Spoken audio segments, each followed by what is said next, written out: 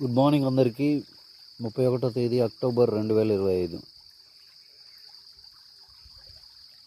పొలంలో ఉన్న నీళ్ళు బయటకు పంపించడం జరుగుతుంది, కానీ నిన్నటి కంటే కొద్దిగా ఫ్లో తగ్గిందంతే. చెరువు అలుగు ఇంకా పారుతూనే ఉంది. ఇక్కడ చూడొచ్చు మీరు.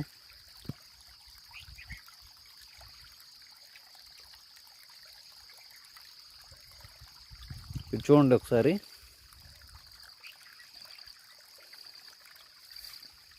బావికి నేను మరల్చడం జరిగింది నీటిని. బావి నిండిపోయింది.